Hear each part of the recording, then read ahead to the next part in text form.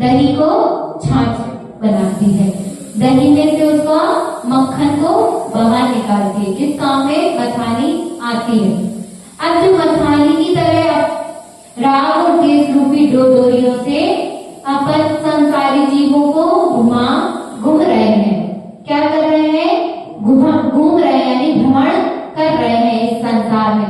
इसका अर्थ समझ में आ गया? बहुत ही इजी है। यह जीव संसार समुद्र में अज्ञानता से, किससे? अज्ञानता से राग और द्वेष की डोरियों के से क्या कर रहा है? इस संसार में मथानी की तरह घूम रहा है।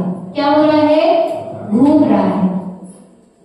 जैसे जमी हुई दही से मक्खन निकालना होता है तो अपन को क्या करना पड़ता है?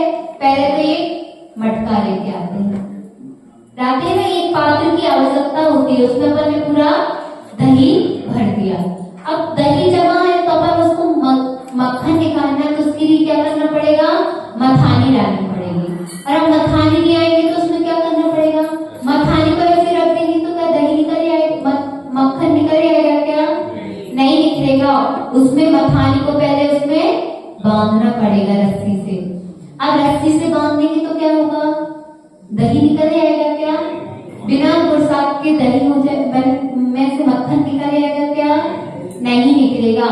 फिर अपन को दोनों हाथ से उस रस्सी को कभी दाईं और कभी बाईं और घुमाना पड़ेगा, तब जाके उसमें से मक्खन निकलेगा।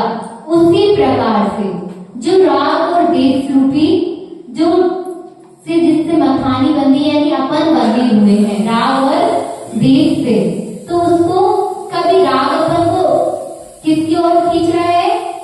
दाईं ओर खींच रहा है, कभी बाईं ओर खींच रहा है। तो कभी राग ढीला हो जाता है, कभी द्वेष ढीला हो जाता है। अब फिर दोनों अपन को किस में खींच रहे हैं? जिस संसार रूपी समुद्र में अपन को खींचे जा रहे हैं और अपन भी उनमें खिसते जा रहे हैं। कभी आपने प्रयत्न किया कि हम इन दोनों से बचें? 6 प्रकार का क्या होता है? राग होता है। अब 6 प्रकार का राग कौन कौन सा होगा? 6 प्रकार का द्वेष कौन कौन सा है? क्रोध, मान, नहीं, क्रोध, मान, आरती, शोक, भय और जुगुप्सा। कौन कौन हो गए? क्रोध, मान, आरती, शोक, भय और जुगुप्सा। ये 6 प्रकार के क्या हो गए? द्वेष। ये अपन के द्वेष है ना, ये अपन को दाईं ओर खींचते हैं। अब जो राग है, राग कितने प्रकार के? 7 प्रकार का। कितने प्रकार का? 7 प्रकार का। माया, लोभ कितने प्रकार के हैं? माया, लोभ, हास यानी हंसना, रति, स्त्री वेद, पुरुष वेद और नपुंसक वेद। 4 कौन कौन से? माया, लोभ, हास और रति, स्त्री वेद, पुरुष वेद और नपुंसक वेद। ये 7 प्रकार के क्या हो गए? द्वेष हो गए, राग हो गए। राग, ये राग क्या कर रहा है? आपको बाईं ओर खींच रहा है। अब इन दोनों में आपने समावेश कर लिया तो आप फिर संसार से कभी भी पार नहीं हो सकते हो। इसलिए जो आप क्रोध करते हो, मान करते हो, माया करते हो, इनसे आपको बचना होगा। बचोगे तो आप क्या करोगे? समुद्र से पार हो जाओगे। और अगर इन्हीं में आप उलझे रहे तो आप कभी भी समुद्र से पार नहीं हो सकते हो। और अपन किससे इसमें संसार में भ्रमण कर रहे हैं? अज्ञानता से। किससे? अज्ञानता से अपन इस संसार में भ्रमण करते आ रहे हैं। अब अज्ञानता को कैसे दूर करा जाए?